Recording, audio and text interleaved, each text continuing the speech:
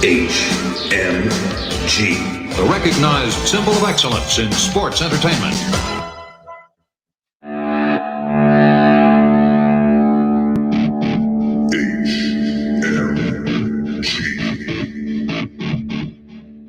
Hamin Media Group. This is NXT. Next Level Podcast.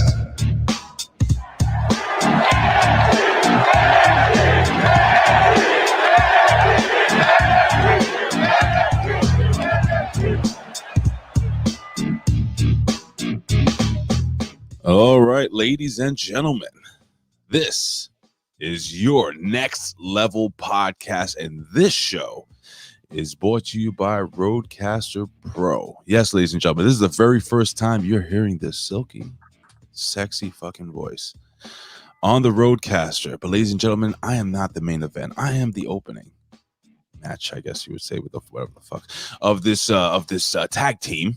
Well, if we're a tag team, can we be in two different? All right, doesn't matter. Ladies and gentlemen, if you don't know who I am the reporter of the people, the man with a plan, Big Ray, here to stay to talk some lucha libre, which is your Spanish lesson for wrestling today.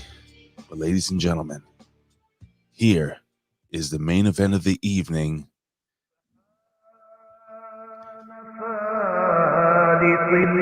He comes to you, ladies and gentlemen. Yes, he is the Prince of Sod, the main man, the man with the master plan. Ladies and gentlemen, it is the one and the only Bin Hamin. Y'all are Ben. Good morning, sir. Yes, Big Ray. I knew you'd put all your new weaponry. And you hear my man Rated R in the background, the Hacker Hamin official theme, Rated R CNY on Twitter. That's right. Pump that. Drop batons, but he's pro martial law. You speak infidel, catch a partial for your jaw, bow it down to a law. Just bring it out. Dude, I gotta tell you something, man. That's actually one of my, I'm gonna let this play out in the background. Yes. That is actually one of my favorite fucking hip-hop songs of all time. NXT Next Level is what Rated R is, man. One of the most slept on MCs. You've seen him in viral videos. He's got 13 albums out. He's one of the great Hamin soldiers, the creative experts here. So Rated R CNY, there's so much great hip hop. That's what's great about being in upstate New York. We're about 8 years behind. So all the shit that was fly and compared to what sucks now, everything's hitting. So check him out. Check out my man Frio. Ice of Black just got signed too. Plenty out there. Frio. And, just some of the MCs I've been fortunate enough to work with and inspire, man. It's great to have them bring me out to the ring with that. When that hits, your ass is about to get whooped. And because I'm too hyped when I hear that. And I'm too hyped to be back with you, my tag team partner. Don't give me that weak tag shit. They're that hot tag shit. Let's get some heat on them. Y'all, that's right. Y'all. But yeah, man, we're back here at Ben Hamin channel right now. So glad to do it, man. That was an interesting show, to say the least, with insanely bad wrestling and then closing with incredible wrestling. So it took me on a roller coaster ride last night, Big Ray, and I'm sure it did you. I got to tell you something. First and foremost, big shout out to everybody who's in the chat right now. We got a couple of people here. We got Mr. Yeah, we got the Canadian Space Jam. We got Canadian Space Jam. Scott Woodford. Am I saying this right? Name right? Of course I am. The real RBV. Not the fake one. The real one is here, Ben. The real one. How do you feel? Yeah, Rick Vickery doing great things with our marketing, getting all these awesome brands that we have out there, from Beautiful People to the A Show last night, which had not RBV, but BRV, Billy Ray Valentine hosting the A Show last night, and they're doing great things. Check out the A Show on Twitch, subscribe there, because there's just gonna be more and more great guests. They had former WWE writer and comedian on last week, and dude, it's April Hunter and and Damian Sandow. Like, do I need to sell it anymore? It's an unbelievable show. RBV working with Two Man Power Trip, and we needed a hot tag on Monday, so John Paz sat in, and dude, 2 hours with Paz and I went by like that. That was a great show, by the way. I had to hit him up on excuse me, I don't mean to interrupt you, but I hit him. I had to hit him up on Twitter to tell him, dude, like, yo, it was a really fun show to listen to. You guys were excellent. Check out his Pro Wrestling 101 series. I've been able to do the same for him, so I needed to call in that favor. But Just Incredible had, he's been going through a lot with his wife's health and whatnot. I don't want to talk about a guy's personal business, but, when Paz needs a hand and I'm free, dude, I'm going to jump in with him every time. Those Pro Wrestling 101s are very specific shows on working with an injury, how to sell an injury, backstage locker room etiquette. I think we've done 3, but it was really a great time working with them, and I love that collaboration, and RBV's working hard on that, just like you are with the Big Vito brand, and Noel doing great things as well. Their production levels through the roof, and Noel with a new tattoo. Yeah, man, she got a new tattoo. By the way, so here's the deal. I'm actually stepping back on air stuff with Big Vito. We have a team of people that are going to be working along with Big Vito. And this week, we're actually going to be debuting a new version of MOB. If you go to the Big Vito brand on Instagram or at Magic Spiller, I always forget what Magic T Spiller. Magic T Spiller. That's Noel. They put up the new, like, kind of a quick little intro, and it's really, really cool, man. I'm really excited about it, Ben. She's a great artist. April's a great artist. There's plenty of people who are producing their own stuff.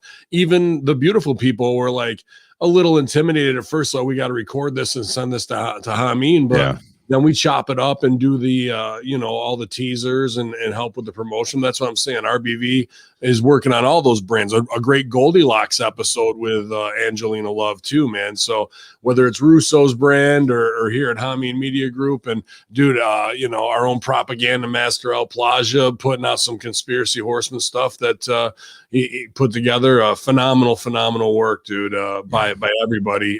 Man Beast on the thumbnails at Russo brand. There's just a lot of little things that go on behind the scenes, and Matt, MSG, killing it with Stevie Ray brand, as we are on the A Show network in Houston, working on Amber Neal's brand, which is going to be like a matchmaker online dating stuff with celebrities. Even. And then I've been working on, I think I sent you the opening for Larry Hankin. That's going to take us out of wrestling into acting, and to be able to preserve his legacy. I mean, the guy's been on Breaking Bad, Seinfeld, Friends, Escape from Alcatraz, El Camino. Like, this guy's had a 60-year career in the business, man. One of his best friends was Carl Gottlieb, who wrote Jaws. So there's some unbelievably dark and interesting stories, and I'm going to get to do shows with him and kind of do that inside the actor's studio on an unbelievable career. I mean, this guy was living it up in the 80s and 90s, and now a whole nother generation knows who he is. I mean, he's in Billy Madison. Oh yeah. So this guy's seen it all, and I can't wait to help with these brands as we focus on all the superstars who've gravitated towards HMG, man. Yeah, no doubt, man. Yo, I wanted to continue giving quick shout outs. We also have I don't know if I said Classified Chappies in the chat, but big shout out to you. Hey, so Macho Man's, let me see what it says here. Macho Man's rap album is one of my fave albums. Have you ever listened to Macho Man's actual hip hop album? Yes, I have. And man, oh yeah. If you know Brian Jack, who is a crazy dude in my life, who's one of those, brilliant but psycho people in wrestling. He did a Conspiracy Horseman episode. You can check it out. It's very controversial, and it's BJ. He's a passionate dude, man, and he's he's a phenomenal carpenter and all this stuff, and survivalist, wilderness man. That's what he is more than anything, an athlete. But he was with Macho Man as his student at that time. He's in the videos and all that. So I've heard the inside scoop on this, and obviously Rip and Macho Man, we're best friends for years. So my connection to wrestling knowledge, even though I say I'm a Rip Rogers, Al Snow guy, I mean, and Danny Davis, dude, it's really Macho Man and Roddy Piper, because that's who schooled Rip. You know what I mean? In a lot of ways, Adrian too. So that's really where my foundation comes from. So I'm proud to have that running through my mind, man. No doubt. No doubt, man. No doubt. All right. So listen, I gotta be honest with you, Ben. I know I've done stuff like this 1,000 times, but I'm a little nervous because I want to make sure I get everything right. I want to make sure I'm sounding well. I want to make sure that the people out there are freaking. All right, I'm good. Oh, but all right. So I got to give a huge shout out, two huge shout outs. So a couple of weeks ago, I went live with Colin. That shit was hilarious. With Colin and Billy Ray Valentine, them trying to help me put the roadcaster together. So it was a microphone issue. My microphone didn't work. The cool looking one. I'm just gonna keep it here as like a prop. But Billy Ray Valentine actually gave me his old mic, which has a lot of sentimental value. I have this cool gimmick leather carrying case. Back up off it a little bit if you need to. You think pretty, so? Yeah, you're pretty like they're not blamping, but it's there. Right, that's what she said. But I got to tell you, man, Billy Ray Valentine and Colin really helped me a hell of a lot. So I wanted to thank these guys. I just couldn't figure some shit out. Anyway, but it's not that difficult now that you got it set up, you got it wired, right? Like it's such a, if the mic was, more dynamic or something was blown in the cardioid, then that's probably what was effing with it. But the way this thing lights up and the way you can take calls or the way you can block channels is just, I mean, I haven't even gotten through probably 50% of it to put it to its uses because we've been so busy, but ding dong. Okay. So, but welcome to Team Roadcaster, bro. Well, I got to tell you, man, ladies and gentlemen, here's the deal, man. If you want to basically take your, I guess you say, take your show to the next level, and whoa, I'm going to the top, and I'm going to the moon. Whoa, yeah! Wow, Cameron Grimes very excited. If you want to do stuff, real cool stuff like that, head over to road.com. The latest and greatest in technology. Yeah, you can check it out. I don't think you can buy direct from Rode. I mean, they're such a big company, but Jason from Rode is a huge support. It's so like, this is how, even though we don't have a home right now, I'm waiting on some word, before we make a next big business move that is the right one. To have John Carnage from Twitch, to have Jason from Rode, to have Vinny Paz, legendary underground MC. Like, these aren't guys that we just went out and recruited. John Harton at American Top Team. Like, these are dudes who are top guys in their industry who are listening to HMG. And are supporters of what we're doing. So when we say everybody's listening, whether it's the 3 guys in WWE office that they pay to listen to podcasts all day, whether it's AEW's paid dirt sheet friends, or it's the real deal of entrepreneurs who have created, the underground for so many things to rise up. That makes me feel really good because they're kind of real recognizes real. And if they're successful in what they're doing, we're on the right path. You know what I mean? That's what I like about it, Ray. No doubt, man. It's cool, Ben. Thank you guys out there for supporting us here at Hamin Media. Eventually, listen, guys, we're gonna have a home. It's gonna be fucking fantastic. I'm just waiting. I'm waiting on some things about Realm Network, or else if we're just gonna go full website on which way to go. It's not a big mystery. I wanted to do internet radio, but you can't call up the shows. We may still do that as an additional feature, right? But, and I talked to, and I'll stooge it off because it's locker room stuff, and this is the battle we're all in. I got a lot of respect for K100 and Feeney and what he does to produce, and they've got their whole little side gimmick with the Get My Go guys. All those guys work hard together to make content and have a good time and make wrestling fun for the super fans that follow them, whatever. But they moved to Spreaker, and I know through Matt, who's got Suck My Balls over there, they get a good little cut from, the advertisements of Spreaker, which they absolutely should. However, people are like, move to Spreaker.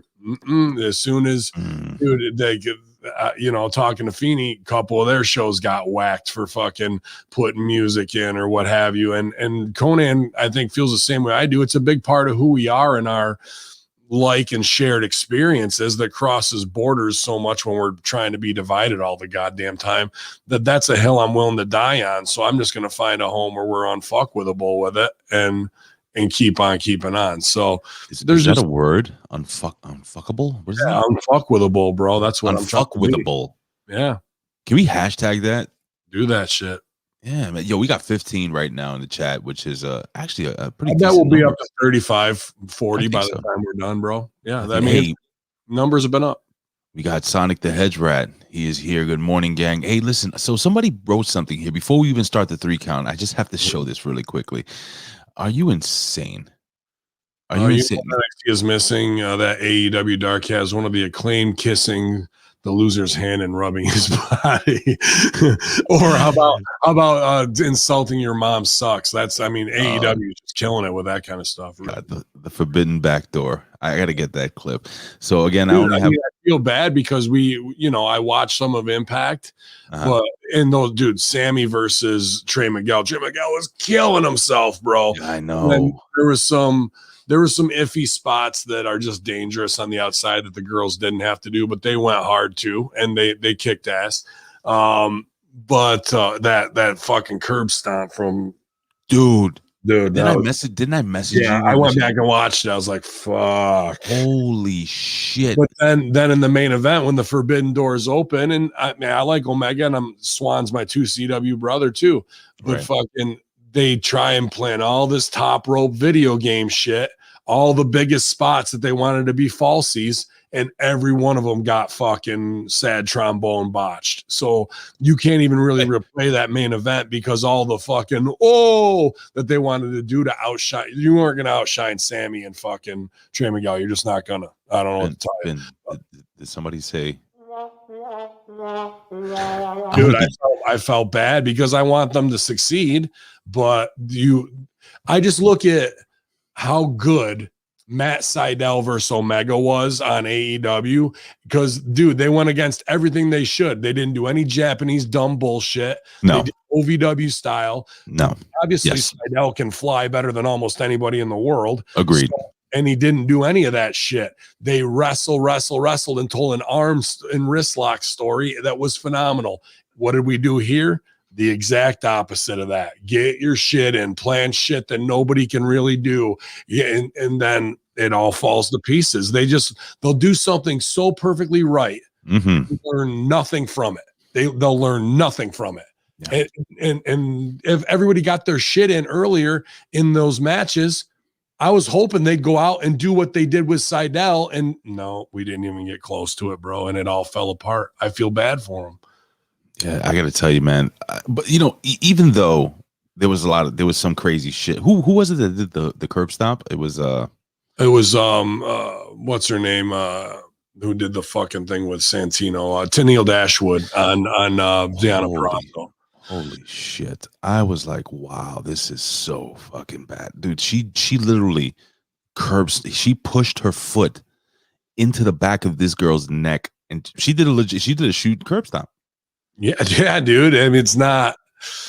They think like, here's my chance, and like that's gonna stand out. It stands out because you almost killed her for real, and it's not how you want to be working with people, dude. That's just how it is, But wait. You know what? Here, you want the highlight? I talked to him yesterday. To me, I don't know if you saw the very opening, and we've talked about this. Maybe haven't been your spot, and I'm not trying to jump on your nuts or anything right here, but fucking dude, Jamin Olivencia, a very good friend of mine, and the dude who pretty much schooled me to the business that I lived with when I first got to OVW. He did the opening where we've seen Jamin with the 11th Warrior video projects he's been working on for 3-4 years. Dude, they gave him a call and brought him up there to cut this opening, and he did a phenomenal job as the new monologue guy, dude. Like, very interesting. It was much like kind of like Puck in Midsummer Night's Dream. I'm not sure if that resonates with you, but I know Puck from the Real World. The Real World. Well, he's named for that, but he's like the poet bard that kind of tells the story, you know. Right. And this 11th Warrior gimmick is a very unique and new take on that, instead of the classic movie voice that you kind of have in the epic that the gentleman who passed away had, you know what I mean? So they tried something with Jamin. I think it's awesome. I could see Jamin as this new, he doesn't have to work. He's just like, you know, the warrior poet that fucking tells the bigger story. And I don't think we have another pay-per-view till Slammiversary, but maybe fans will be back in the crowd. And I think, you know, Jamin, in my opinion, can out wrestle Swan and Omega. That's how good he is. But you know, there's this is a cool opportunity. So after 15 years, he's an overnight sensation once again. You know, like that. It's just crazy how that shit works. Hey man, I just wanted to give a huge shout out to one of our listeners here, one of our watchers, one of our supporters, Pierce Austin. I'm going to read this verbatim. I have it up on the screen. Wife just gave birth to our third baby. Healthy baby boy. Yeah, enjoy. Dude, I mean, he's been going hard with his NWA brand. He's had great guests. He's working out in the gym, getting in better shape, and he's got 3 seeds, man. I mean, this guy is HMG, you know, at the core, and the foundation. Doesn't matter where you are, Australia, America, UK, Canada. People want to be creative and work hard and build something for themselves, and give everything that Pierce Austin is doing a follow. From you know, Wrestling with Tragedy, which is on Russo brand, with him and Angel from the Baldies, like legendary ECW talent. And you know, I know Pierce busts his ass to do those shows and others to build his own thing. And you know, that's how you want your kids to see you. Like, dad's a fucking hard worker. That's inherited work ethic. You can't be a lazy bastard when, you know, you have a model like your father, like my father, of like, this is how you do it. And it's not about the money. It's about the people, and it's about the community, and you get respect by working hard. And that's exactly what Pierce Austin's doing. Well, Ben, listen, man, speaking about working hard, bro, I think we should jump into, because we've been working hard to, you know, put together a good show every single week here at HMG. Man, I'm excited, man, to finally get to a place where we can be free. You know what I mean? I that's been in the back of my head, you know, being able to put up stuff and not having to worry about this and that and fucking people getting offended and fucking hitting us with strikes and all this dumb shit. Will that ever come? Will that ever happen? Sorry, that's not rhetorical. It's fine, Ben. Are you watching Pornhub again? No, I was dealing with a suit client for Ava Tulo's, just doing some customer service, and I got caught not paying attention and listening, which I apologize for, because you deserve more respect than that. No, it's all right. It's fine. I get no respect from anyone. It's fine. I'm getting married soon, so that's out the window. So yeah, you better get used to it. You better get used to that. Even fuck you, do what I want. Even though I gotta put over that Jen and I, you know, we have been together for about 7 years now, and you know, man, we respect each other, bro. We're really great friends. You're gonna go through ups and downs and arguments, but it's when you can go away on trips and like that and be best friends. That's the main thing, and I know you guys are like that. Well, listen, Ben, I'm excited. Let's jump into the 3 count, ladies and gentlemen. This is actually one of my favorite segments of the show. So let's see if I do this shit right. Do I have? Yes, I have it ready.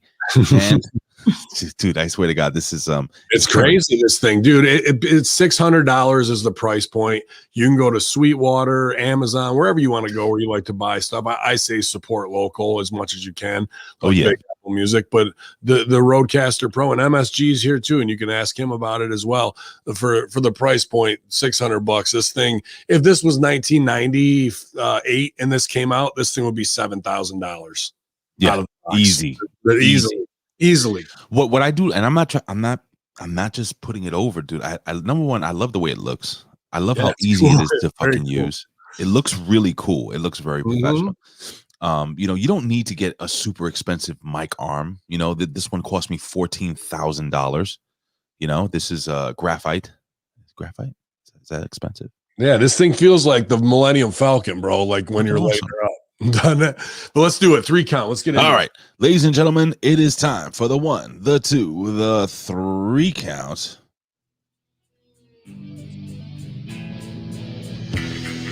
This is your next level 3 count with the biggest pro wrestling, MMA, and world news stories of the day.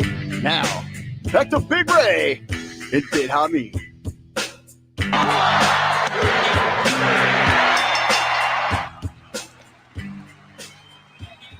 All right, ladies and gentlemen, it is the 3 count. And Bin Hamin, we're going to jump into our very first story. And Ben, check this out, man. Yeah. So apparently we don't have to wear masks anymore outside. Now, I'm a little confused about that. Joe Biden gets on. He has people from the CDC. He has what's his gimmick Jones that talks like this. He says, "Hey, listen, I don't follow any of these fucking touch holes, bro. I got too much production to do." What's the guy's name? The doctor, Dr. Fauci. He says, "Hey guys, you know, you can go outside and you can you don't have to wear a mask, especially if you're if you're vaccinated." Now, here's the thing. I thought that was always a thing. Well, how are you gonna tell then who's vaccinated and who's not when everyone's not wearing it? So we're just doing ridiculous, more fucking absolutely insane, you know, feel shame because you didn't do what we wanted you to do, but we got them out, and then it's going to be this, that, and it's to turn people against. Well, then are you going to ask for these cards that everybody is holding up on Facebook? Because I'll Photoshop myself with a card and make it look fucking identical, and you know, if that's what gets these Nancy Browns to fucking lay out, then that's what they're going to do. The reality is everyone should be awake to the fucking bullshit of what they're trying to say and do, and pull it, you know, one way or the other, and just be like, you lied to us. We bid on it. We were stupid, just like QAnon, and fucking, you know, like, we're not taking this shit anymore. You guys can all fucking go die. Like, not the people who are unvaccinated, the people who are pulling this bullshit, like, you know, whatever they're doing for a power play to ruin the world, to usher in one world government. That's all part of this is, bro. I'm gonna play a clip from CNN. It's gonna show kind of both sides of things. No, it's not. If it's from CNN, no, it's not. All right, let me play this out. You tell me when to hit pause. But I want you to hear Tucker Carlson's opinion on this. I don't know if you've heard this. Okay, here we go. Mm-hmm. We are expecting the federal government to loosen guidance for mask wearing outdoors, especially for people who are fully vaccinated. Welcome news and science-based, since doctors say transmission is significantly lower outdoors. But Fox's chief public health officer is using the moment to encourage confrontations over masks. This is what he's shoveling to his millions of viewers. Angry Biden voters will snort at you in judgment. How could you? They're saying from behind the gauze. How could you? That's the question we should be asking of them in return. The rest of us should be snorting at them first. They're the aggressors. It's our job to brush them back and restore the society we were born in. So the next time you see someone in a mask on the sidewalk or on the bike path, do not hesitate. Ask politely but firmly, would you please take off your mask? Science shows there is no reason for you to be wearing it. Your mask is making me uncomfortable.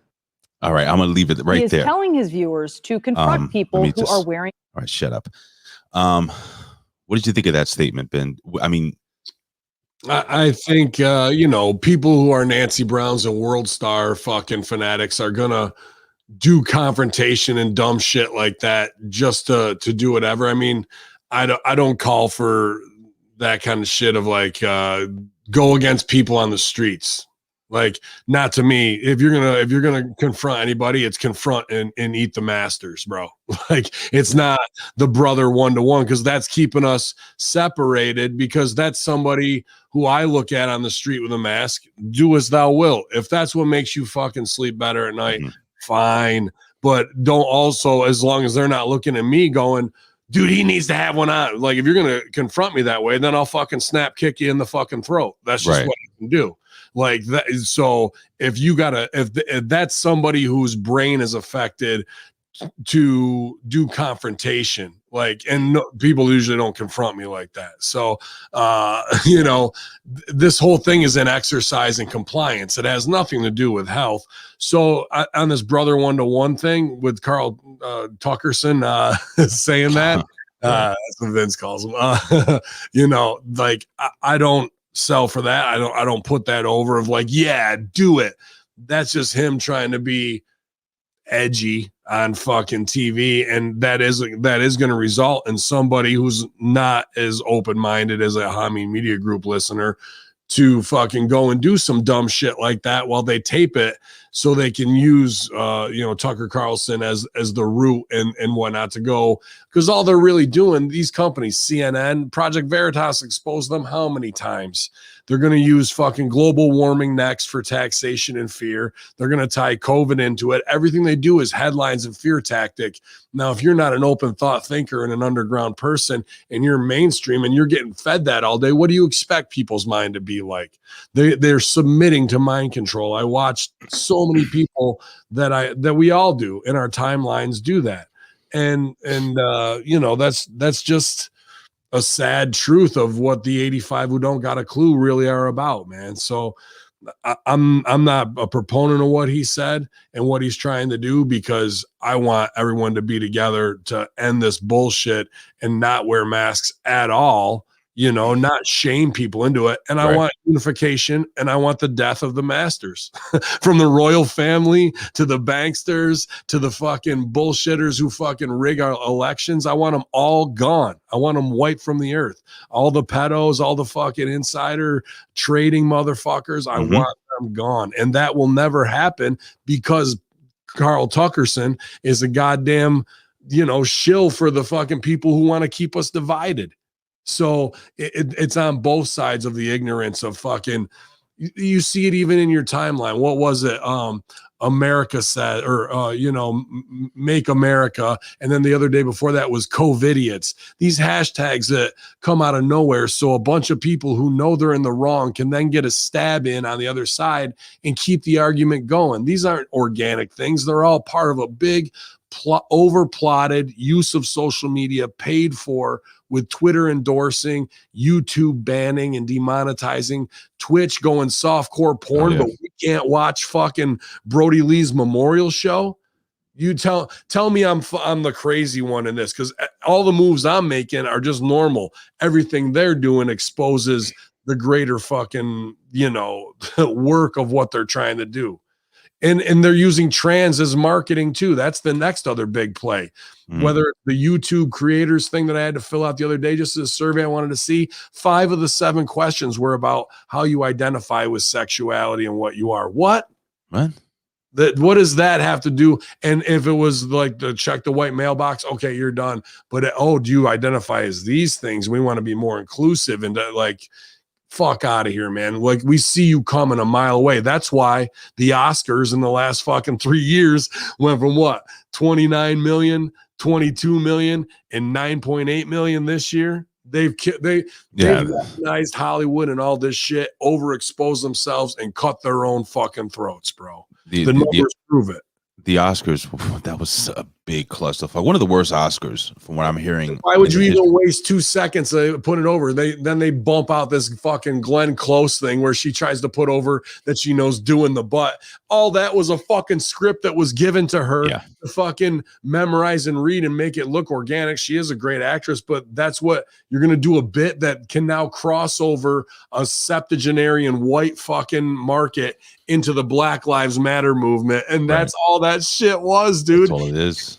It's a fucking complete lie. And if you can't see that and how they pump that story out, I know I'm talking to the fucking converted here, because they're all HMG hardcore listeners who are way fucking woke to this shit. But your fat ass auntie isn't. She just pumps this shit into her veins all day long. And now she's waiting for somebody to come up with no mask and confront her so she can cunt off to go back to her little coffee clique and say how fucking great of a warrior she was in the fight for justice, when really she's just separating at the fucking core of it all, dude. So I gotta say, first, I've watched a lot of videos with fat ass aunties. Those are the same videos. Yeah, been laughs because you know what I'm talking about. Yeah, I hear you, man. Hey, Sonic the Hedgehog, I'll read this out. People got balls. I'm quoting him. People got balls to step up to you about a mask, but not to help an elderly Asian getting beat down. Bro, I am 150,000%. Oh, big shout out to Billy the Kid. He's in the room right now. That is, did a great job with Damian Sandow and April on the A show, man. That's going to be a killer. I could see that leading to a lot of new opportunities. There's no doubt about that.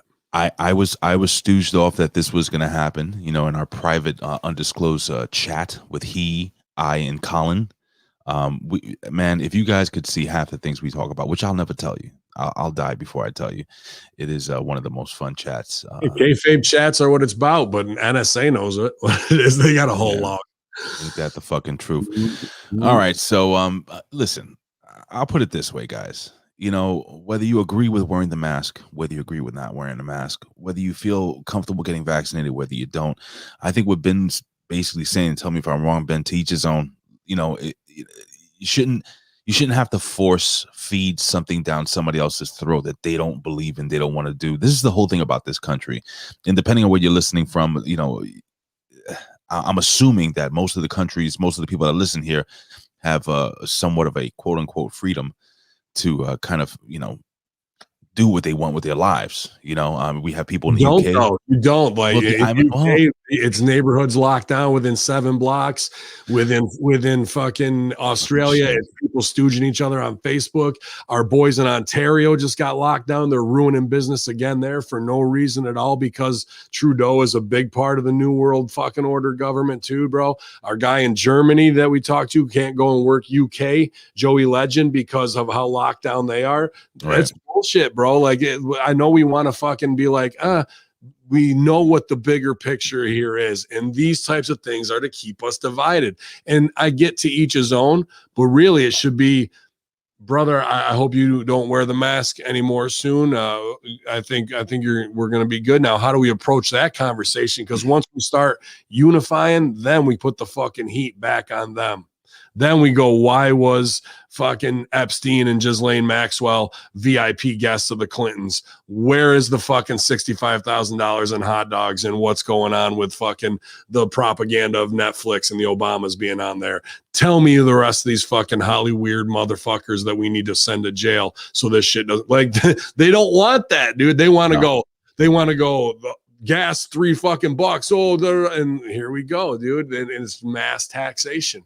It's all the same game. But people don't even from 9/11, that shit seems like a movie to them. None of that's been resolved, bro. And until we do that, nothing, everything we do, every day we live is predicated on a lie, with not eliminating these motherfuckers out of our lives, bro, fully. No, I agree with you 1,000%, man. Listen, let's move on, Ben, because we have a lot of NXT to talk about here. But I want to jump into story number 2, which is a pretty listen, guys. I was asked earlier. I can't find the gimmick schnabbits here on the chat, but somebody was asking me if I watch UFC or just WWE. No, I watch all combat sports. I grew up in a combat sport family. I did fight amateur for many, many years. My brother, my father was a professional. My brother Ricky was a professional. So I love combat sports. I've watched UFC from UFC 1. I've watched Dream, Pride, so on and so forth. I love this stuff. Big shout out to JB and Bulletproof Blake Troop. Dude, you see the shit he's putting up on his Instagram, man? The guy's doing some good shit, man, right now. Yeah, but he's all he's all technique, and there's a lot that he don't know yet when it comes to. I like what he's doing. He's a fucking monster, but when he goes whatever it was, blank to STO to fucking float over to Crippler Crossface, do you see that shit that he put out there? Right? I did. But in the guy's fucking getting worked and torqued over, but what Blake Troop don't realize, when I'm in that shit and out here like this and my arms free, I'm gonna fucking jam you in the eye with it, you know. And that's the shit that Blake is still green when it comes to that shit. Know all the technique you want. When I fish hook you, or when I start to pull your ear and you're going, let him stop, ref. Well, damage is done, and now I'm back in control. And that's something Blake Troop don't know about yet. And that only comes with 10 years on the road and how to get out of that shit. I got to tell you right now, guys and gals out there who are watching, who are listening right now, how much would you want to see Bin Hamin versus Blake Bulletproof Troop in a ring, in an NWA ring? No shit. I would love to see that. That's my boy. Blake is my boy, Blue. But, you know, you're my brother. He's got all the skill in the world, so what do I got to do? Cheat? I mean, just listen. Jesse Ventura. Is it cheating? I'm just fucking fighting. It's cheating. I mean, it's only cheating because I'm not playing by his stupid little MMA rules that he's been brought up under. Well, he just hasn't gotten to the point of saying fuck the rules. It's not me. I know what the fight is. he's he's the one imposing things on himself. I don't feel bad about doing it because I don't abide by his rules. I'm just fighting.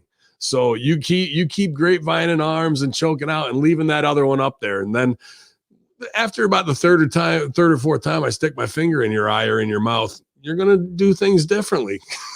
no doubt. But again, Jesse Ventura always said nothing can stop momentum like a thumb to the eye, and it's a fact. That's what I'm saying. You got all these combos, you're ready to unload. So I want people out there to reach out to Bulletproof Blake Troop, the NWA. Let's make this shit happen. And then are you gonna have GGP? He's gonna carry the water bucket for you, the spit bucket. Never know. You definitely don't want to have GGP in my corner. If you're gonna face somebody, you better have somebody real deep in your corner. That's what she said. Listen, they're asking me, and this is actually story number 2. Excuse me, and the 3 count. Floyd Mayweather, and Logan Paul. The fight has been rescheduled. It will happen at the Hard Rock on June 6th. Now, as much as I want to see, now this isn't Jake Paul. This isn't the guy that just fought Ben Askren. This is his brother Logan Paul, who is 1-1. I believe he has one. He was in the Sami Zayn gimmick. Yeah, he was actually impressing some people. Like those 2 guys. Look, say what you want to say about them. I do genuinely feel in my heart, as much as you may not like them, they're taking it serious. But here's the problem.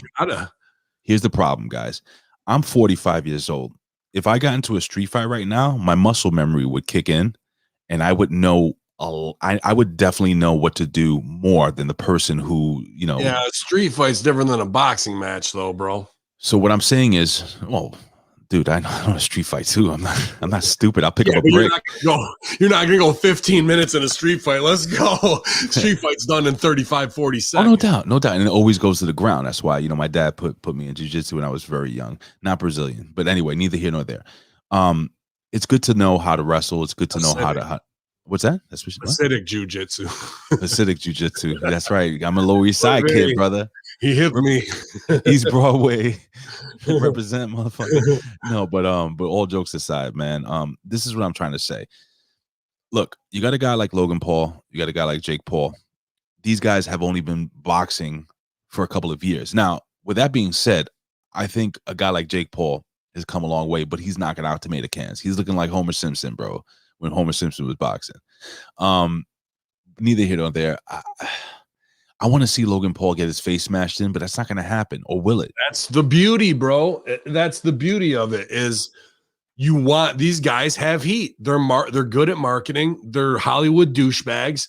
They talk shit to the top guys. The top guys sell for them because at first they didn't, but that's all you had to do is get the ball rolling. Now that they see they make money, and now you can fight a fucking YouTube star, and even though it's like fuck boxing, because boxing's been fucked over for 100 years from carny promoters. That's where wrestling learned it from, right? And dive fights. So this is nothing for him. This is a go get paid $2 million to go work out with a fucking guy who couldn't lace your fucking gloves up, dude. So does it bring boxing down a rip? Maybe, but at the same time, boxing is nowhere near where it was in the 80s and 90s and needs fucking life and money put back into it.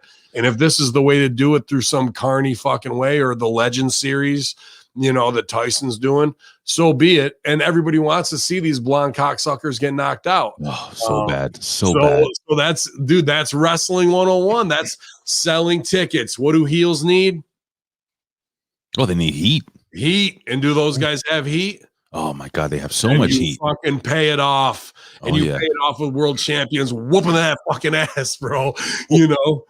I'm gonna tell you right now, if Logan Paul got in the ring, even with a retired fighter that's in good shape, man, I God forbid he get in the ring with Mike Tyson right now. Yeah, I thought about it. I'd fight DC. Well, here's the thing, that whole situation, people aren't gonna. I don't think they're gonna bite. I say that now, but they've already got him on the line. But me and DC would be a good fight. We're the same size, almost exactly.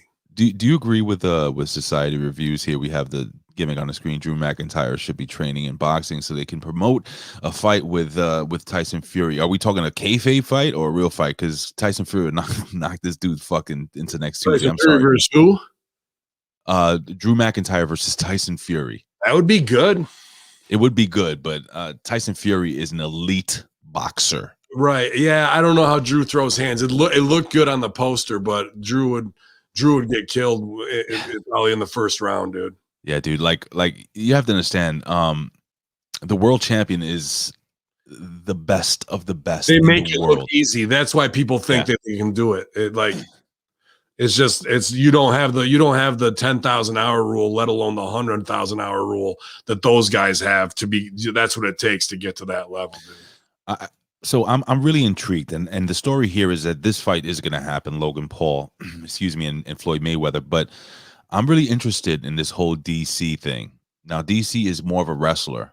I mean, he's a fantastic wrestler. Well, DC says, fuck that boxing shit. You want to do this? Fuck you. Come in and we'll do MMA, and I'm going to fucking beat the fucking living shit out of you because everybody wants to see it done that way. So at the end of the day, these guys are getting more free marketing and getting themselves over. This is brilliant by the Pauls because now they're getting free shit from guys who want paydays because Dana's fucked these guys over 10 ways to Sunday, and they got real emotion because they're selling for it. Like top guys, world champs are selling for it for real because they've had enough.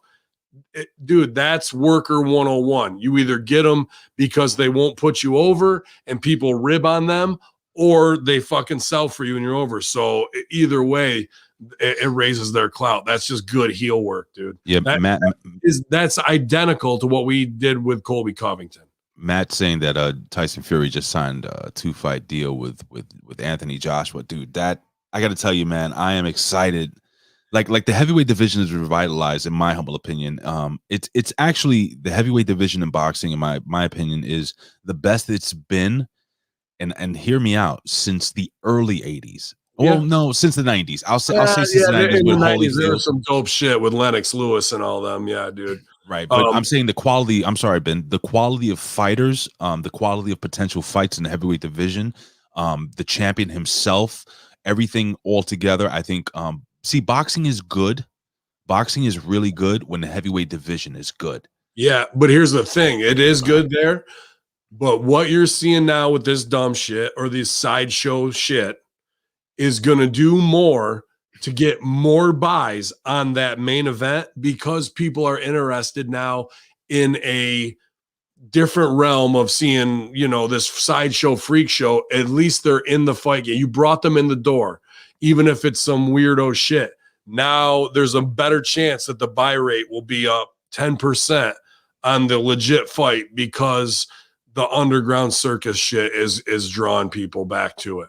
That's why the Logan Paul shit really does. Heels need heat to draw tickets to pay shit off. People want to see heels get fucked over, and you make a baby face off for your heel heat. Word. So imagine if Logan Paul says, yeah, DC, I will.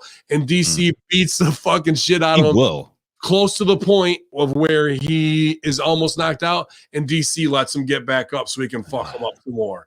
Like, won't DC be a fucking everything that DC did with UFC to be a champ will almost be underwritten by making him a folklore legend of beating the fuck out of Logan Paul for 2 rounds instead of 1 and really paying off the fucking heat. I'll tell you right now, any one of the Diaz brothers, if they're allowed to, remember they have to make weight. I mean, but those guys, if they bulk up, brother, I'll take those guys. They're elite strikers. They're very, very good boxers. I got to put this over. What is this? What is it? Boxing like the WWE. I can't read this. I'm too small. All these fake fights in no time spent making stars. And this is our own The Vet, opinion haver is The Vet, former host of Next Level Podcast. So let's keep going. We got to get to the show. I can't. All right. So the last thing is Conor McGregor sold his stake in his gimmick schnabitz where he sells whiskey for $600 million fucking dollars, Ben. Yeah, whatever. $600 million fucking this guy's built the game. He came and he's got. I'm just not down with who he is in real life with the abuse and shit like that. I'm tired of selling for athletes who are like kind of shit bags in real life who do abusive things to women and shit like that. Like, I get you. I'm not like yay for Connor. He's marketing him with the system. Proper 12 whiskey sucks compared to other whiskeys that are a fourth of the price. So that's for fucking MMA marks and dudes who are collectors to buy that.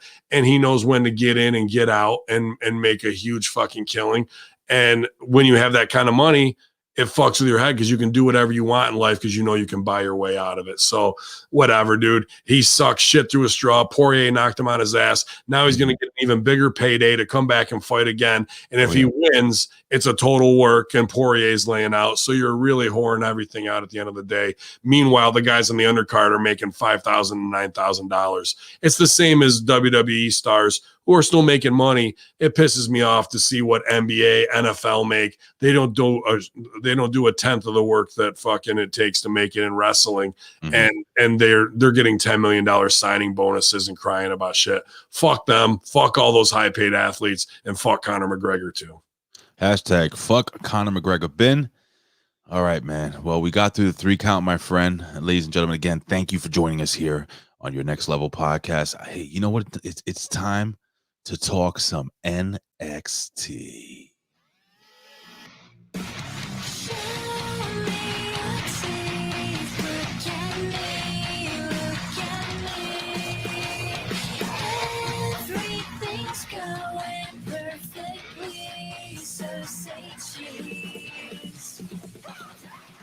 All right, ladies and gentlemen, it is NXT 4/27/2021. Bin Hamin.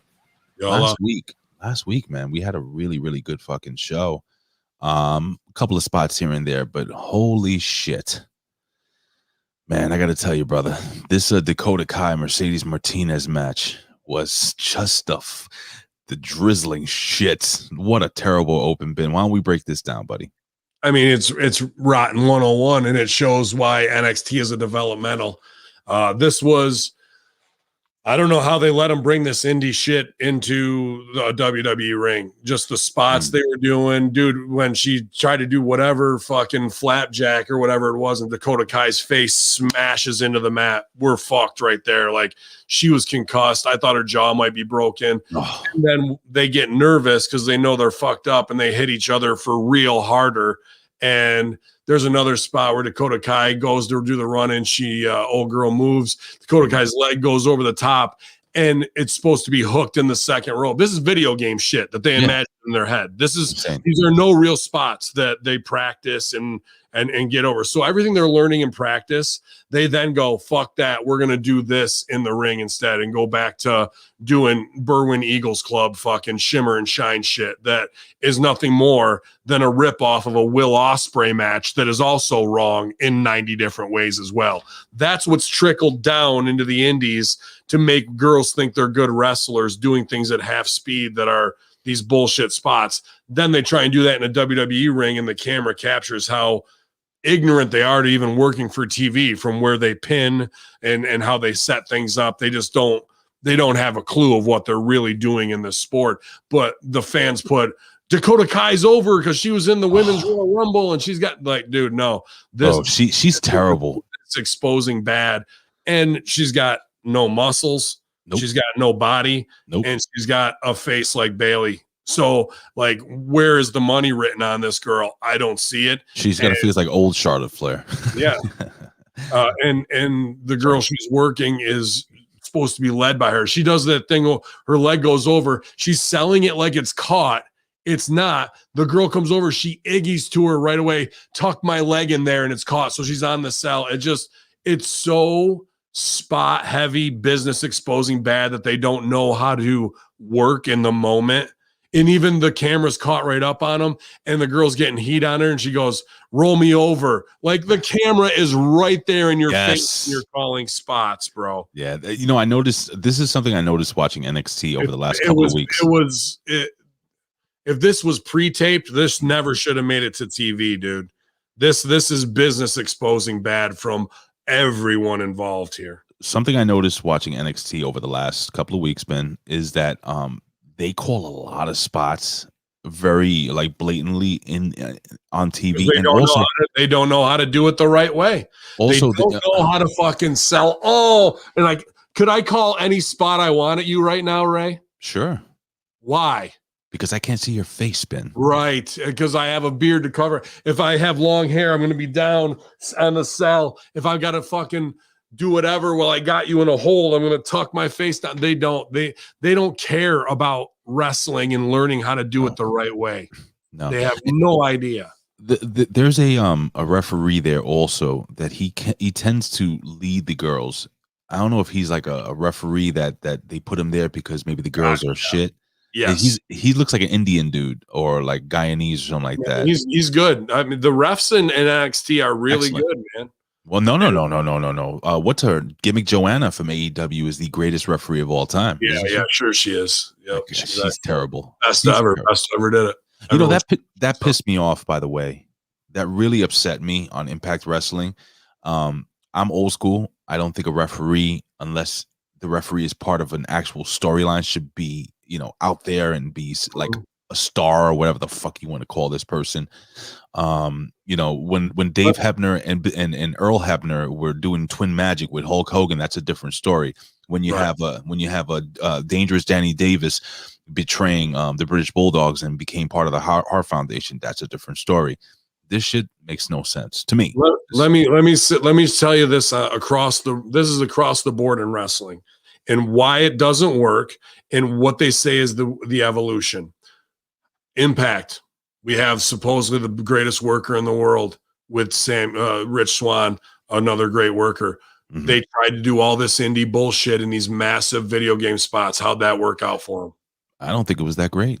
It was terrible. They can't even show the replays. That's how bad it was. It was not good. How about this match? We have the trickle down of indie crazy bullshit that has now gotten into women's wrestling as the evolution instead of doing what they should, and they don't even care about protecting on how to call shit and still make it look real.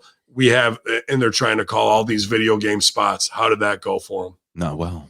Not well at all. No. Ergo, in the main event or the shit opener, if you're going to work that style, you're going to be exposed as an indie mark who's a fool. When Omega works the OVW and classic style, Northeastern real style, and fucking then we see it in this main event in the 6-man, a brilliant 6-man in this next level show, in this NXT show. You see what gets over and what will work 10 out of 10 times, and you can plug your own sauce, your own flavor into it and fucking make it your own. But if you don't do those things and you try and placate to these fucking idiots, this tiny little fucking niche market of fans who think they know what they're talking about, have zero clue whatsoever, and it's exposed, all you need to do is take that Impact main event and that NXT opener, and there's your Botch-A-Mania for 20 minutes, bro. Yeah, no shit. Listen, and for people that didn't watch this whole match was basically predicated over the fact that, Mercedes Martinez is looking to be the next NXT Women's Champion, and Dakota Kai is kind of like that. I don't know. She's the one. Let's move on. Anyway, like this was so bad, bro. That it was not good. It shows that they're not teaching anything properly at NXT if they're allowing this on their TV show. Well, long story short, we have the winner of the match is Mercedes Martinez, because Gonzalez gets involved and she freaking lawn darts fucking Mercedes Martinez into the cage gimmick that they have surrounding the ring. If this was Al Snow tape review, yeah, that was nasty at the end too. Didn't protect her at all. Just fucking lawn darts her face right into it, bro. Yeah, like they don't give a fuck. If this was Al Snow tape review, bro, this one match alone would be 2 hours of everybody sitting there like this getting yelled at. Ben, let's talk about something good. Let's talk about our girl Frankie Monet. Yeah, or formerly Taya Valkyrie. Taya Valkyrie. I always call it Taya Valkyrie. We have Ember Moon, Shitzy Blackheart backstage, two of my least favorite female talents in all of pro wrestling. For me, don't like them at all. Something's going on, Ben. They're getting chocolates and flowers and shit. Anyway, we have Dexter Grimes. Let's talk about all these segments. I don't want to go past this yet. Okay. So like Shotzi Blackheart, guilty of the same indie bullshit I just talked about. Whatever. But Frankie Monet comes in and the flowers are from Dexter Loomis, which I guess he's the fucking sex god over there. He is sexy though. Come on, let's put it over. I'd hit it. Yeah. I don't think you have a choice. So you know, What'd you say? You don't think I have a choice? Yeah. I think Frankie Monet is obviously the one sending the flowers to stir the shit. Probably. You know what I mean? So that was all right. But then at the end, in what is a very, you know, it's an okay little backstage scene. I would have wrote it like this. They like Ember Moon goes, I'm married. These are for you. She's like, no, they're for you. And then they have a struggle back and forth. You. Yeah. That was a good little game at the end to save that scene. You like that? I did like that. Okay. That's a good way to edit and leave the scene. And it heightened it to a little level of ridiculousness. Right. If it feels weird. I don't know if you know this one. If it feels weird, it feels good. No, close. If it feels weird, do it more. Do it more. I made a weird move. You made a weird move. I'm making it. You make it. I make it. You make it. And if it feels weird, do it more. And it heightened the scene as we went into this next pre-tape with Grimes looking for a watch. So I like the way that went off air. I thought that was a good choice. All right. Very cool. Dude, this is my favorite dude on the entire NXT roster. This guy's great, dude. He's our impact guy. I mean, come on, Trevor Lee. I love it. And whoa, I'm going to the top and I'm going to the moon. Whoa. I got to tell you, he is absolutely my favorite thing. This is why I have this little clip here with him. But so I guess Ted DiBiase is a thing. We could talk about both segments in one shot here. Mm-hmm. Dexter Grimes going to buy a brand new watch, but it's not $1 million watch. Yeah. And Ted DiBiase actually comes out. So my question to you is now, is this a figment of his imagination? Is this his mind playing tricks on him? Or is Ted DiBiase, are they gonna work together? Is this gonna be something where he and Ted DiBiase start hanging out and doing some cool shit together and maybe buying boats and cars, and maybe Ted DiBiase teaches this guy how to be the $1 million man? And lastly, is a big question, guys out there and girls out there, and Bin Hamin over there. Will Grimes get a $1 million championship belt? That's what I thought he was going to the jewelry gimmick. Yeah, that would be better. I think. Well, first, I didn't like that they ended the first segment without giving us a resolve there to like come back to the watch segment, even though the second segment was good. I was kind of left with like a little lackluster, like, oh, okay. Like it's just him doing character, you know. Society Reviews, boom, there it is. I was surprised they used DiBiase at all, based off of how big of a shitstorm this thing with his kid is, you know, with complete money extortion from those poorest people in the South, bro, through these charities. And this kid's good. You know, like I was shocked that they used Ted because of that. That might not, I mean, the spot was there for wrestling fans, but that's a little cringy, bro. Like, hey, you extorted fucking $50 million from the poorest people in the South, and you played the $1 million man as a heel. Yeah, we'll let you back on our show. Like, oof.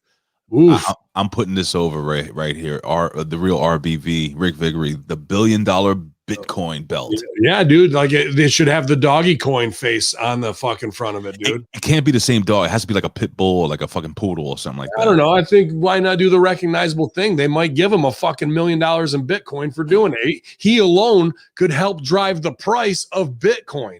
You think? Yes. Like, dude, that's what he should be like. That there's a lot here could blur the lines of reality and not just being a funny fucking thing. Mm-hmm. Dude, if he was really online all day making memes about doggy coin and tying NXT to it, and now you have when WWE stock changes or they get something, that could influence the fucking just enough of how much it's going up as well, dude, and people buying it based off of seeing it and normalizing it. There's a lot there, bro. There really is. There was a ton, and they picked the right guy to play this country bumpkin. Like I said last week, this is the suit with no shirt is infuriatingly fucking good heat. It pisses me off to see it. I'm like, oh, it's fantastic. And you know, if you guys ever heard of the Beverly Hillbillies, it's a really old show that me and Ben probably watched when we were coming up as kids, and our parents watched on regular television. But it was a guy who shot the ground and oil came up, and they were these hillbillies, and they became millionaires, you know. So this is what this is. You can't go, you know, some things in wrestling just always work, Ben. if you do it, if you have the right person. Am I correct? I mean, the rich guy thing is a tough thing to pull off unless you have the budget behind it. But this, you know, falling into winning the lottery, we did this with the mobile homers and Dewey, but he only won like 40 grand and blew it in 2 months. So it wasn't like we had, because we're like, dude, we can't keep up million. We're just at OVW. We have no budget. Like, well, we can do a short-term run where he blows it all on fucking hookers and beer, you know, and all we need is a suit or two to turn him into fucking $1 million Dewey for a little bit. And then he loses it all. Cause that's a fun story. That's the whole story you want to tell, not Hillbilly gets rich, lives the end of lifestyle. Hillbilly blows it all, but he don't give a fuck because he had a great ride to get back to where he was originally. That's the whole fucking story. So, but $1 Million Man popped me in this. It was a good little wrestling pop, but you know, if people know the whole story, which people don't, that's a dangerous decision. It wasn't Ted DiBiase Jr. It was the other kid, right? Right. But it doesn't matter, bro. It's all optics, man. I mean, you're running a corporation. You got to be fucking by association. You think fucking Ted DiBiase wasn't in on it, bro? No, he's a good Christian man. Yeah, sure. No, that confirms it to me. Christians stealing money. That fucking who would have thought? Unbelievable. All right, let's jump into. All right, so we have the grizzled young vets. They come into the ring and they are confronted by Macho. What's up? But put it over. Dewey wasted 20 on Sergio in a battle royal. That's just inside DCW shit from the vet. Good stuff, man. So you're gonna put it up, not gonna share. All right, that's fine. Well, Dewey was in the mobile homers and fucking. I know that. Yeah, he wasted 20 on that. It's just old school. I don't have the. I might have it on DVD. Who knows? Do you have it on DVD? Can you play the DVD here right now? No, I've got it. Dude, my library is deep and fucking labeled. What did you think, dude? If you ever been to I gotta shout this out. Big shout out to my uncle Bill Apter, who's gonna be on this next episode on A&E with Jerry the King Lawler. They actually go down to Apter's Alley, and if you go to onewrestling.com or One Wrestling Video on YouTube, I've been to Apter's Alley many times. I've filmed with Bill. Actually, check out this video. Type this in. One Wrestling Goes Old School, episode 1. It's me and Bill Apter in Apter's Alley with my brother Rick, and I make my appearance as El Diablo. It's very interesting shit. But I'm very happy to see that. Bill, I'm just a little shy. Not that I want to shit on Bill's shine, because he deserves every bit of spotlight. Great guy and a great proponent for this business, and he usually talks pretty honestly in these types of things. But again, Jerry Lawler is one I'm surprised they're doing one on while he's alive, because you want to talk Bill Cosby level Me Too movement shit, you might be opening a whole can of worms there. I hear you, man. You know. Yeah, I don't want to say too much about it. I know, I get it. I don't expect you to. I'm just not gonna fucking not say what the real is of what a lot of people know. You know what I mean? I'm just Frank's pickleball barrage. Just type in legit. One Wrestling Goes Old School, Big Ray, Bill Apter, and it'll come up. I promise you. But yeah, I'm just happy for him, man. And I really look. Bill's getting older, and he deserves. He's earned his spot in that wing of the WWE Hall of Fame. Let's not wait until it's a fucking memorial. Like let's do some real shit, man. That would be great. But anyway, so all right, so we got Tommaso Ciampa and Timothy Thatcher. They come in the ring, and they basically, what'd you think of this whole segment? You know, these guys getting at each other. Are you interested to see this tag team match moving forward? I like the grizzled young vets look and promo. I do like them as well. I think I see a lot of potential in both of them. You know, they played well off of each other back and forth and had similar energy. Tommaso and Thatcher kind of come out lackluster. And I'm like, so? Yeah, like Tommaso looks great. Thatcher was kind of unsure what to do with his arms and hands. I've seen that in younger actors, and there's tricks we can work on to get more comfortable, to look more natural. But then they get in the ring, and then once they got settled in the pocket face to face, they got comfortable. And Thatcher really did a good job turning his energy up, and kind of he was searching for the scene, and then he grabbed a hold of it. And you could see the kind of the point when he did. And started to turn up the energy about kicking off the shoes. And then Tommaso fucking waffled him with the old Timberland. I thought that was a good spot too. So this scene ended how it should have. It just there was just a dip in their entrance there that was like, okay, how do we correct this next time around with whoever we have doing this? So, but obviously I'm a big Tommaso guy. I thought these kids who I haven't really known much about, the Grizzled Vets, delivered.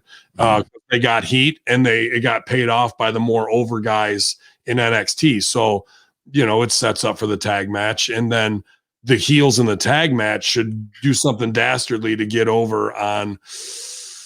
I'd go over on Tommaso, not Thatcher. I don't know, maybe because it's tough. Tommaso is the star of that tag team. Yeah, but that's why getting heat on him in a cheap way is believable. Feet on the ropes and your partner holds your feet while they got him. Eliminate one guy's yada yada yada. It doesn't have to be something to beat Tommaso clean, but heels got to get their heat back in the next segment. Yeah, man. All right, I agree. Let's see what do we got here. All right, so there was a Drake Maverick interview backstage. I didn't get a chance to see it. Do you know what happened during this thing?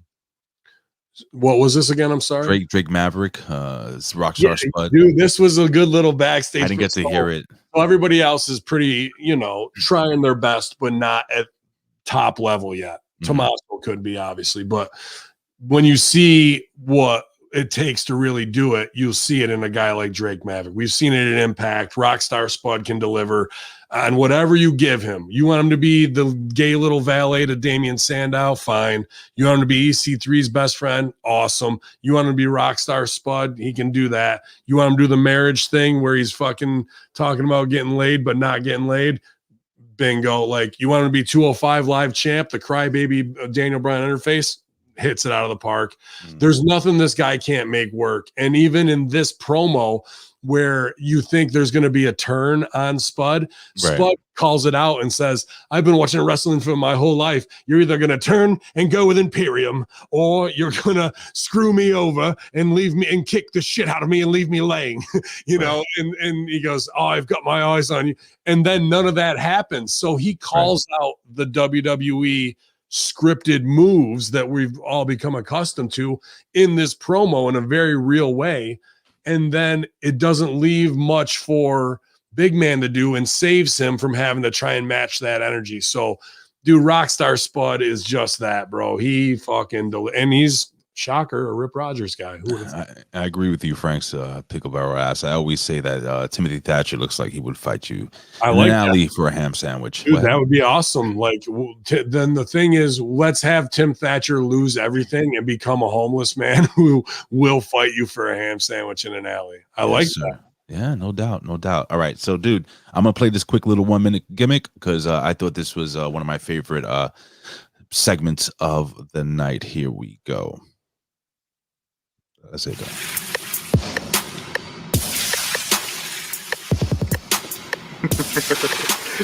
See, sort of going front. When you attacked me a couple weeks ago after our match, first thing that came to my mind was, Leon, what a coward. But then I sat and thought with this, and I mean, I really thought about this. Truth be told, Swerve's actually proud of you, Leon. Swerve didn't think you had it in you. But now that I know that you do, fighting at the ringside, back lockers, side of the ring, it's obvious that this ring can't contain us anymore. So Swerve's going to propose something to you, since the ball's in my court and all. Balls count anyway. Because now, since you want to play this game, Leon, I'm going to continue to play. This time I'm playing with your life. All right, let's finish. All right, Ben, did you get a chance to see this? I love this promo by Swerve. This is great. This is great, dude. I mean, this guy is cool. He gets it. It's hip hop modern. It doesn't take much but some good lighting and some up close stuff. And it's all about him, and it's about the feud, and he gets fucking his opponent over by saying, I'm surprised, little motherfucker, that you were that bad. You know what I mean? I really like that. So this guy, and he can deliver in the ring. And this feud has real teeth to it. It feels right, man. So, I gotta say what's up to Jim Stranger, doing an unboxing right now, on his new boots from Steve the Shoe Man. And Steve the Shoe Man just posted yesterday new boots that he released. He just did 3 new pairs for MJF. So, and Steve Gordon is awesome. Follow him at Steve the Shoe Man. Follow Jim Stranger as he's, rocking it out hard with his wrestling career, man. And now he's got an official pair of some Hamins, man. Very, very cool. And there's tons of boots up there that he's no longer the best kept secret in wrestling. Steve Gordon down in Australia there too. So yeah, no doubt, man. Big shout out to Jim Stranger, man. One of the best people in the business. I love this guy, man. Yeah. Listen, Ben, I have a question. So we have Toni Storm versus this young girl, Zaina Ramier or whatever her name is. Now, there was a botch where it was supposed to be, I don't know if it was supposed to be a sunset flip. Was that the first match where homegirl landed on her fucking neck and almost killed herself? Yeah, dude. Yeah. Okay. All right. Okay. So that happened with a girl. I'm making a point here. That happened with a woman that's supposed to be so fucking over that looks like a foot in the face, from my humble opinion. And then you have this young girl. Now, when I see a match with not an enhancement talent, when I see a match with a rookie or enhancement talent, is this girl even signed? I gotta ask that of Opinion Haver. Is the girl that Toni Storm fought even signed, or is she just like Booker T or Gangrel or Dudley Boy's trainee? Like, I don't know where she comes from, but she did a good job in there. I agree. I can't believe, and I like the girl who comes out to do the jump up, who had the match last week. What's her name again? Who was it? Oh, God damn it. She did a really good sell last week and that baby thing. So Toni Storm could come who the hell was it? Jesus Christ, man. I'm terrible. Can somebody in the chat tell us what the hell's going on here? Yeah, whatever. But what I'm surprised at is if this girl isn't signed to NXT, that they let her go over, even though it fits the storyline, which is good. I like that, because they would do that with Jamin or Man Beast in OVW, a non-contract guy beating a contract guy because he's in a feud with another contract dude. And Zoe Stark. She did a good job last week. She was on. Thank you, Bernie DC. Thank you, Bernie DC. Sorry. But to let that girl, and she almost botched it and hurt herself, let her do a shooting star press on your fucking signed talent. Woof. She did it from way across the ring, dude. She almost didn't get her over and missed it. She almost brocked it. She did get over, but dude, she stalled in midair from getting her legs back over just enough. So that's just something of like, well, never do that again until the next time. So like that was one interesting choice. But, Toni Storm, people always say, obviously, her money is her ass. And that's what everyone talks about with the thickness of whatever. But, dude, she's past a point of like just being thick to like, you got to work out. She's going to have that. What? That no. All that. Yeah. Dude, she's looking sloppy downstairs. I'm just telling you. Would you stop? Okay, dude, you think I wouldn't have the director spot of fucking NXT? Like I couldn't handle that? I've already had that spot at OVW, bro. And if she's coming back that way, I'm going to talk honestly, say, do you want to get to the main roster? Yeah, I do. Oh, do I have a chance? Not until you drop 15 pounds on the squat deck, because I'm letting you know, because I think you're a great talent and you have money written all over you in many ways. But fucking, if you don't look like you're in the best shape possible and you have that ass naturally, Vince and those guys are going to see it and your run is going to be over with. So if you think you're over and you're worried about what I'm telling you right now, like you're going to take it personally as opposed to me looking out for you as a director and wanting you to fucking succeed, then that's on you. And I already know what my spot is. Nobody wants to see my ass and titties. That's where your money is. Speak for yourself. Well, that if they can't take that kind of criticism during the Me Too movement days, then enjoy never getting over. I get it. I understand, Ben, but you have to understand that body type is very attractive to a large. I agree, but there's a difference. There's a difference between thickums and sloppums, and she's right on the fucking fence of sloppums when she gets thickums. I hate to disagree with you, man. I think she looks fantastic. Everybody last night in the watch along would disagree with that. I get it. And imagine if I think you'd be going, she looks incredible if she was 10 pounds lighter and it was out of her quads and in her thighs. Now, who does look incredible is Zoe Stark. I think that woman is a fucking star waiting She's to happen.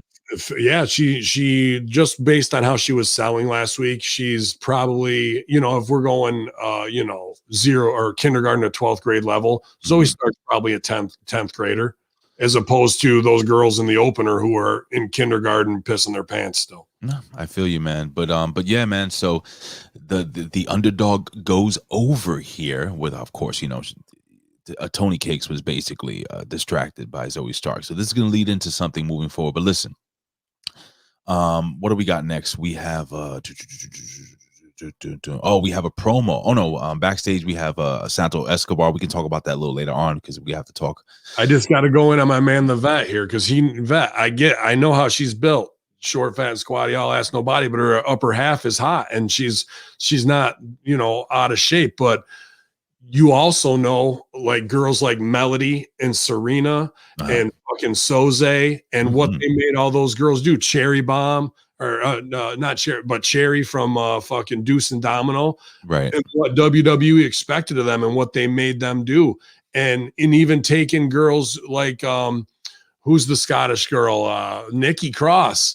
And what she got in shape, and she's not even on TV. So vet, what they make these girls jump, hoops they jump through. I'm not trying to say she's not hot at all. Like, I'm just saying, what is Ace gonna say to Vince?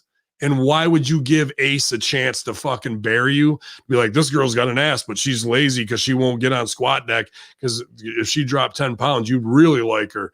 Because that's what they're going to be looking for. That's the test of, are you going to drop the weight? So beat them to the fucking punch. That's what those guys should be telling her. And if she can't take that kind of criticism, then you can't be in a cosmetic business like this. I feel you. Listen, everybody has their opinion. But your opinion does come from many years of booking and writing and so on and so forth. So I take your opinion and I respect it. You know what I'm saying? It's just, I see it differently. You know what I mean? Yeah, I'm not trying to tell. I'm trying to keep them in a job and make the money that they want to put on there. Don't give them a chance to fuck with you. And right now, looking like coming out of COVID, instead of being like Tony Storm's going to be on Muscle and Fitness as the most insane ass that's in shape that you've ever seen while being thick. Instead, they want to go, don't body shame me and fucking I'm comfortable in my skin instead of going, I'm comfortable squatting 600 pounds. Right. Now that's some shit. Let me talk to you. Yeah. LA Knight, Bin Hamin, he's backstage with his dude, the line when let me see if I have it written here. There was a twinkle in your eye that tells me there was a tingle in your loins. That was a fantastic line. That is not an opinion. That is a fact of life. Dude, this guy cuts some fantastic promos, man. And right now he has an eye on Indy Hartwell. So we see this feud moving forward. He puts over how he got over on Dexter Loomis last week. What did you think of this little backstage segment with L.A. Knight's dummy? Yeah, I need that sound clip. Sorry. Yeah, I mean, this guy's a 12th grader, right? Like, here you got a guy who's just like, but here's the thing. What are you going to send him up to the main roster and they're going to do what they did with Elias? Like, these guys got money written all over them. They're going to do a Bobby Roode to him, dude. That's and Bobby Roode was over. Yeah. So, yes, this is good, but all I'm thinking is, does everybody at NXT just want to fuck everybody at NXT, bro? Like, why not? What else is there to do?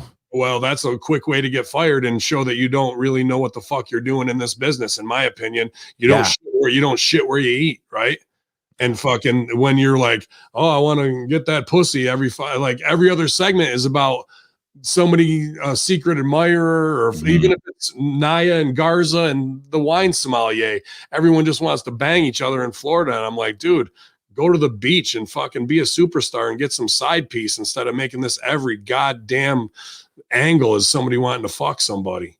Well, I mean, and I have to put this over, NXT was this Cujo 62. NXT is high school, bro. It shouldn't be though, because what do they say the NXT is in WWE? It's supposed to be another brand, a third brand. Now you look like fucking kids, don't you? Right.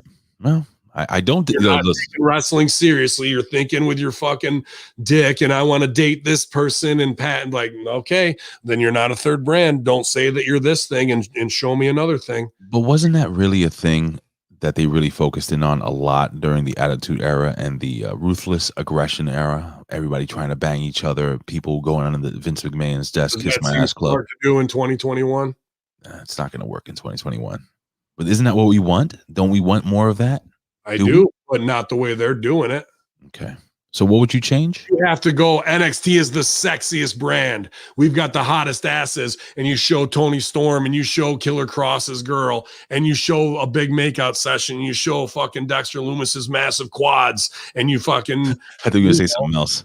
Yeah.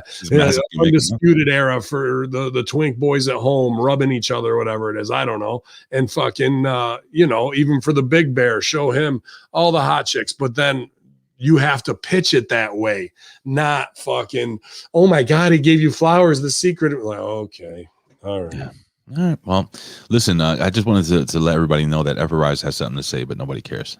So, Mm-hmm. Mackenzie Mitchell, definitely. Anyway, we have Bronson Reed versus Austin Theory. And this ended up being my favorite match of the evening. Mm-hmm. I really enjoyed this match a lot. Not too long though, man. It did. I think it went for almost 15 minutes, if I'm correct. Mm-hmm. It was 16, 17, I think, even. Okay, it was a long match, but listen, man, again, Austin Theory, I keep putting him over every single week. This kid has that fucking it factor. Bronson Reed, I think, has a little bit of an it factor as well. The guy is big, he can move. I love that big fucking flying splash finisher at the end. I know big guys shouldn't be doing stuff like that, but Jesus. I think for him it's good, man, because that's Tell us why. Tell us why, Ben. Well, that's the fucking hydrogen bomb going off. That's it, right? That's Kamala. Remember Kamala when Kamala used to jump off the second rope and finish you off? Dude, I me and GGP and who else? A couple other my partners, indie guys, had to face Nitty and Gritty. We call him Pretty Kitty, but Nitty and Gritty. And one's a super athletic dude, and the other guy is a big hoss, 6'8", 310 pounds. And I've taken the finisher twice from him, and it's a top rope fucking splash, bro. And when you see that fucking Hindenburg come, it's like a goddamn eclipse. And he hasn't killed me on it. It's there. Right. But dude, you got to tighten the fuck up and just be ready, because a 310 pound, 6 foot guy coming down on you, there's no gravity isn't going, this is a work, like it's there. So, and when it's the finish, that I wouldn't dream of kicking out on something like that. So I'm glad that's the finish. And if somebody does kick out on that, that'll be so wrong, unless it's a guy who's a monster. You know what I mean? Like a Killer Cross. Yeah, you got to build into that. But like I was thinking, like an Abyss. You know what I mean? Somebody with superpower type shit, like a Kane or something like that. Somebody, right. I got you. But yeah, dude, this dude is good. The athletic kid, in the scene and all that kind of stuff. So. Listen, man. I see a lot of great things for Austin Theory if he can continue to keep his nose clean. Listen, do you think they have him with the right person, Johnny Gargano, to kind of guide him into, because his character has developed so well. He's kind of that goofy young kid that has all the potential in the world, and he doesn't really know, like you said before, what to do with his hands. He doesn't know where to go. He doesn't know. He's trying to impress everybody around him. You know what I'm saying? And he's gonna break away, and I think he's gonna be a breakaway star. Yeah, chat room says that this guy's kind of hit his peak. I disagree. Maybe it's just because we got new eyes on him, but dude, I see this guy could be a Vader level dude, to be honest with you, man. Who are we talking about? We're talking about Bronson Reed? Yeah, and they said that he's bitched on Twitter about body shaming, which sucks, because if you're the fat guy, just be a fucking fat guy. Yeah. But he actually, I could see when they were shooting him up where he could go. And I'll tell you what, you want to get on their radar? Okay. Fucking look good. Look what Larry D's fucking doing. Oh, wow. That guy looks great. Unbelievable shape. Now he looks like one of the pit bulls, like how Gary Wolf used to look. Yes. Compared to being the fat guy in the fucking fat guy tag with AC. Now he's undeniable. and it could hurt him, but he's on his way to looking like a fucking diesel. Like if Jerry Lynn and fucking Greg the Hammer Valentine from '86 had a kid, it would be Larry D right now, right? Like it's crazy. So like that Bronson Reed could do that too. You got nutritionists, you got workout facilities nonstop, and if you got the work ethic to do it, that transformation is going to make them go, wow, this guy wants it. He can fucking already go at 390, 400 pounds. Yeah. What could he do at 275 for us? You know, so get it, big man. I disagree with the chat. I think there's money written on both these fucking guys, and the fact that a big man that way can go at that speed for 16 minutes, people don't fucking know. If they've never been in the ring, 8 minutes, you can be blown the fucking, your tongue will be down by your knees. 16, that's a good worker, bro. It's a guy, again, it's one of those situations like Andy Ruiz, former boxing heavyweight champion. You don't have to look like you're in shape to be in shape. And that guy can go, man. So I agree with you, Ben. All right, so let's quickly run through this. We have Imperium versus Drake Maverick and Killian Dane, and this match was interesting because, you know, there was a time when Wolf had the opportunity to hit Killian Dane with a chair, but he held back, and his you know, Imperium or whatever the hell they're called, they were like, well, why aren't you hitting him with the chair? Why aren't you? But anyway, Imperium does go over, Ben. The story of this is that there is some thought process that Killian Dane, maybe he joins Imperium, maybe, I don't know, like what's going on here, man? What do you think? What do you think the long-term booking is on this storyline? Is Killian Dane going to turn on Drake Maverick? I think it's better that Spud turns on Dane and joins him. Beautiful. This is why you are who you are, bro. And I'm not just putting you over, man. This is exactly what I was thinking. It would be great if that would be the caveat. If he would be their manager, their little. You do another thing to tease, well, why, what's what, and then you have another spot like that on the third one, rule of threes, and you think like he's in danger, and Spud gives the fucking order to take him out and fucking whack him in the head, and then Spud's the Napoleon of Imperium with these fucking monsters that is, and then Spud doesn't have to wrestle, and Spud can do what Imperium can't do, which is cut the promo. And here's the best part about everything, you know, Rockstar Spud has a justifiable reason to do this. Absolutely. For almost 2 years now, or maybe a year and a half, he's been getting smacked around, pushed around, fighting for Killian Dane's friendship. And all Killian Dane does is he doesn't appreciate him. And it has to be a point, Ben. Let me know if I'm on point, where Killian Dane finally opens up to Spud, lets him in 100%, and that's when you stick the knife right in his back. Am I wrong? I agree. I think so, for sure, dude. Like, we need to see Spud in danger where we think he is and get saved one more time to make the baby face out of Killian Dane, to really show that he's not going to turn. And then when it's vice versa and Spud's got to do the run in with Dane down, that's when the heel turn comes. And even though we know it's coming, it's going to be that good thing because we've invested time and they've done a good job giving us a believable storyline. We know wrestling's phony, and here it comes. But boom, I don't think we need a Russo swerve there. No. And that's, like I said, there's nothing Spud can't do to get some shit over. So it's only going to help those guys. And he can play that you know, that asshole. He's done it before. Yep. Anywho, let's move on. Pete Dunne cut the promo backstage. Did you like this? No. Why? The guy's on Florida B12 water. He's worked hard to look a certain way, but there's no fucking, I don't care how many key lock suplexes and all this shit you can do, and you're the bruiser weight or whatever. I'm like, all these little tags to me, that's like Seth freaking Rollins, Iowa's own, and all that shit. That don't mean shit to me. When I see money written on somebody, I see money on Killer Cross. And to go, Killer Cross, I'm not intimidated by you. Well, guess what? You just killed Killer Cross's whole id by that, because Killer Cross is intimidating. You say, Killer Cross, you might be an intimidating motherfucker, but I'm ready to go to war, and I'm ready to die in that trench. And if you bury me there, so be it. But believe me, when the hand comes out of the fucking dirt one more time and I grab you by the ankle, this shit will never be over, because no one can kill Pete Dunne. So let's go to fucking war. Instead of, I'm not scared of you. No. Right. I see that, like, so like Pete Dunne, whatever, working hard, fifth grader. Fifth See, grader. I never understood why wrestlers do this, why they put down their opponent and make their opponent seem like they're nobody. It shows me you're not a pro.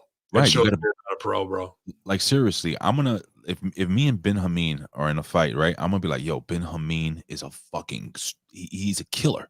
This guy is a fucking killer. He's a great kickboxer. He can put me in, he can kill me, but I'm gonna do what I gotta do to kill him first. You know what I'm saying? Like, you gotta put him over. That means I've had to go to a place that Big Ray, have never gone to before. It's scary. Exactly. It's dark, and I've faced it. And now Ben Hamin's got to face it. See, it's that easy. And when a guy who everybody puts over he's the fucking one, he can't even do it in the promo. I'm sorry, bro. Like, you might be able to out wrestle me for an hour. There's no doubt about it.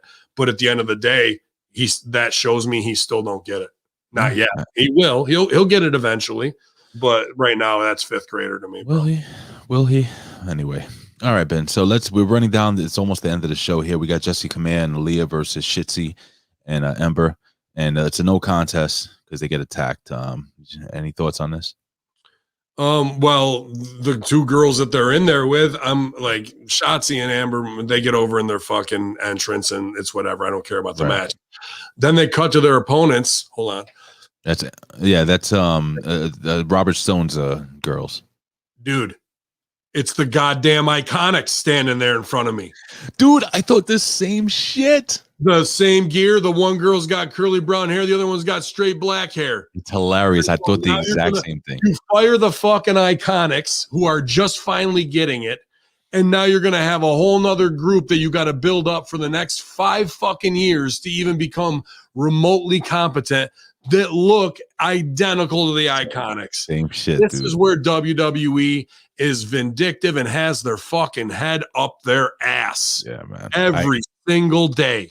Billy Kay, when they tried to rib her with the resume thing, stuck it in their ass and got it over and stole every scene she was in, to the point that they had to put her on because they knew if they cut her off of that rib that it was going to be whatever. So they had to cool off that rib that she stuck in their ass, only to fire her, only to have these two girls who everyone's going to go, well, that looks like the Iconics B team. Unfucking real how stupid they are and how petty and small they are, bro. And no disrespect to those two girls, but they got to know who they are. They can't go, we're not, it's bad, bro.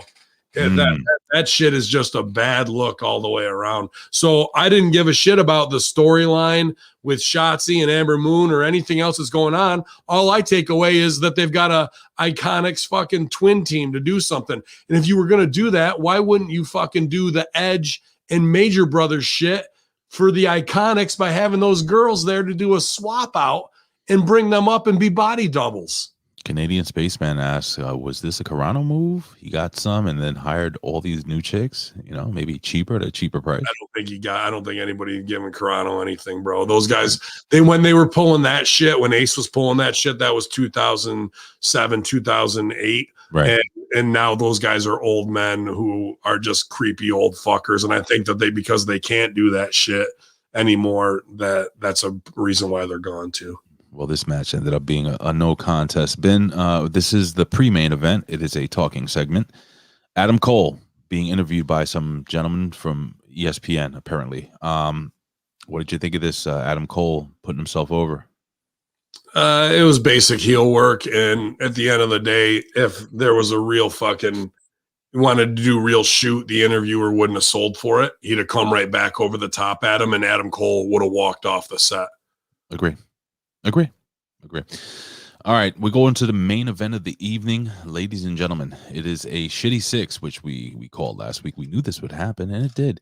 It's not a shitty 6, though. This is a fucking phenomenal 6 right here, bro. It was a phenomenal 6. Legado, I can't say his name. Legado del Fantasma versus MSK and Kushida. He's back in the Back to the Future gimmick. Dude, this shit was crazy, man. I mean, the power bomb through the fucking table. I think Kushida did a great job at selling the fact that he was fucking fucked after that. This was a good match, Ben. I want to ask you, what were some of the things that maybe stuck out for you during this match? How did you like the way the match was booked? And again, ladies and gentlemen, the heels go over here. They win. They stay up. They're up. and we go off the air with them victorious, the bad guys. This was a great way, I think, in my opinion, to continue this storyline between these 6 men. Oh yeah. What did you think, buddy? Yeah, it heals up because you got to get to the singles match at the end of the day. So these are the roadblock matches that happen to keep weeks of story going, and they did a great job.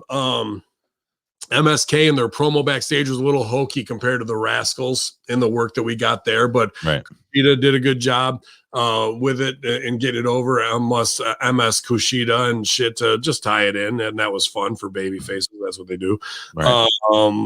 The match was super solid, man, with there's a couple no-sell things I didn't like, but MSK was really on the sell for these guys, making the heels look really strong.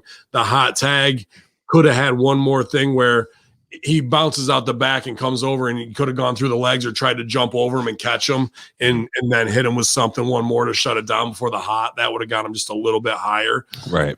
But heels did a lot of good double team stuff. There wasn't a ton of saves run-ins, which we've seen way too much of lately.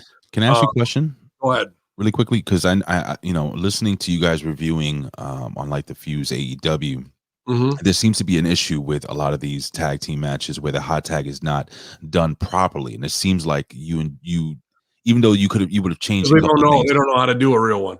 But even though they could have changed a couple of things here, do you agree with me that this was a solid hot tag, to go home?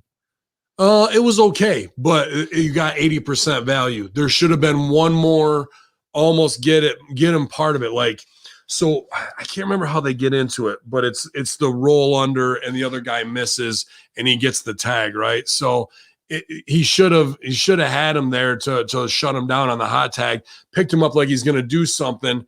He gets out of it, rolls that way, duck one through, then roll under. We needed one more thing, however they want to do it, getting him up like he's going to shut him down before that, because everybody was kind of too fresh to tag right there on a miss and that. So it was there and it was in the right spot, but they should have amped it up. Just like, what I thought he was going to do when he grabbed him? I thought he was going to do the inside out blitz kick where he kicks him off and goes for it that way. So I don't know. It's what it is. But in AEW, when they didn't do a wrong hot tag here, it just could have had more value. In AEW, when we say it's wrong, it's because the guy's getting heated on, and then he'll hit a fucking tornado DDT out of nowhere and then start crawling for the tag, and they'll do it.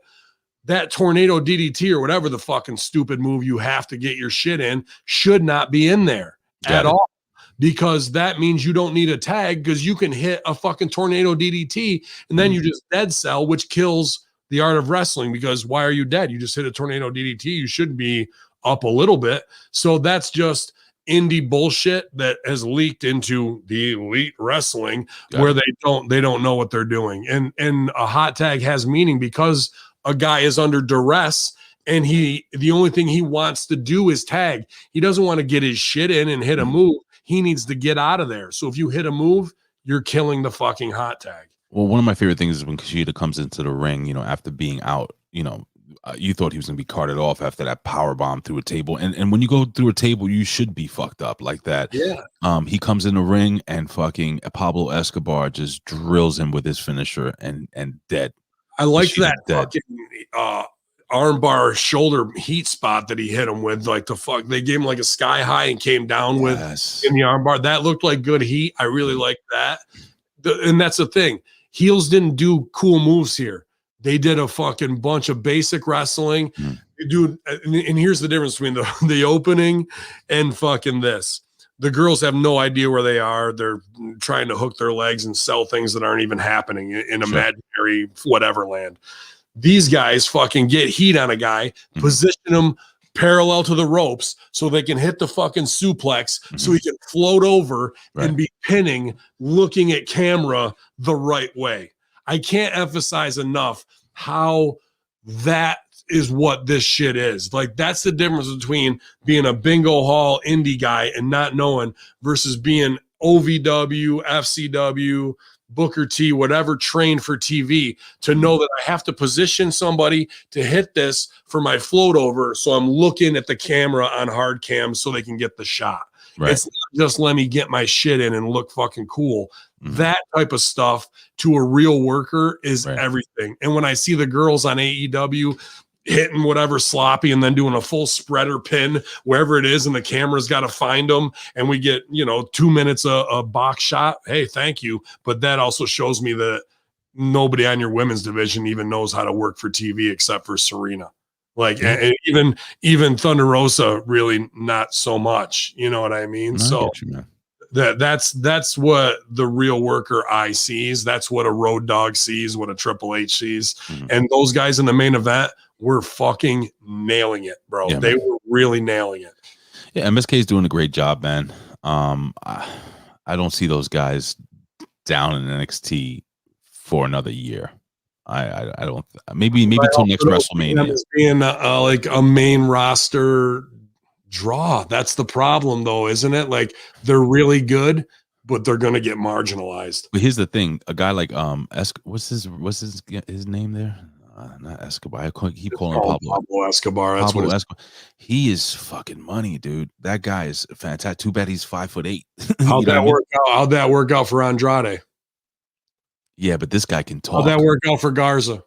But this guy can talk. How'd that work out for Kalisto? But this guy can talk. How'd that work out for Del Rio? Yeah, Del Rio could talk too. Like, but I'm just telling you what.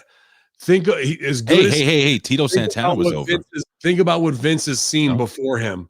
So now in Vince's mind, pal, he's just Del Rio version 7. And even if he's hot about fucking some other Mexican dude, like if Andrade is talking shit about them, Vince might take it out on fucking Escobar and push him just because he doesn't like it. Like, that's the weird place that he's kind of in, like, we're going to use X amount of Arab guys to please the Saudis. And then once the Saudi deal's fuck them. Mike, I'm sorry, Mike Martin. It has nothing to do with me not knowing his name. It's just that I have CTE. I've been punched in the head too many times. It is Santo Escobar. Thank you so much, Bernie. Well, when you're calling yourself Santo Escobar and Pablo Escobar is in our mind from our childhood till now, the motherfucker is Pablo Escobar. Just that's who he's supposed to be. But anyway, Ben, call him Pablito. I don't give a fuck. Listen, my friend, it is time to go home, my friend. Y'all what a great fucking show. I enjoyed it very much so. I'm enjoying doing this every single week. Guys, thank you so much for joining us here for your Next Level podcast. Ben, please put yourself over, sir. Y'all we're putting it over, man. Appreciate everybody who's been signing up at patreon.com/Hamin Media Group. I just uploaded the Wednesday locker room with the Andro Bello and that 1111 crew. And like I said, Billy Ray Valentine hosting the A Show. The beautiful podcast is out on Russo brand. Master Shoot Theater should be out. Hey, if you haven't subscribed to Russo's Patreon or mine, at Frosty BC did an unbelievable animation for Master Shoot Theater, man. 14-minute animation. Just a great stuff. Stevie Ray TV, huge guests from UFC, boxing world, as boxing's the hot topic right now. Great stuff there. So all of our premium brands hitting on all cylinders, man. But I appreciate the Broasters Coffee, the Pro Wrestling Tees support as well, but just having a good time hanging out with all the Hamin Media Group members here in the chat at Ben Hamin Channel, Ray. And as always, you, Big Ray, on the NXT Next Level review here at Hamin Media Group. Y'all, hey, again, ladies and gentlemen, find us on social media. Spread the word, guys. Head over to Twitter at Hamin Media Group. Put us over, guys. Let people know what we're doing. Let them know where we are. Yes, Patreon is dope. Head over to patreon.com/Hamin Media Group. Again, ladies and gentlemen, spread the word. Ben Hamin, I'm enjoying watching NXT every week, man. I don't know, bro. That opener, I felt bad. I hate to have to come on a show and bag on people in my business who love wrestling, but that was something that really needs to be addressed, because you can't have that wide of a gap between competent talent from the beginning and end of your show. It just is not a good look. So those girls need, I think they're learning the right stuff, but they're not. I've seen this before. They go to practice, they learn it the right way, and then they go out there and do whatever they want, and it all falls apart. They don't apply anything they learned. Y'all, well, ladies and gentlemen, come back next week, 10 a.m. every single Wednesday morning here at #Hamin Media Group. Yeah, you got that one. I don't have that one up. I don't have that one. Anyway, you know what? Bin Hamin, let's go home. There he is. Y'all, thank you guys. We're out.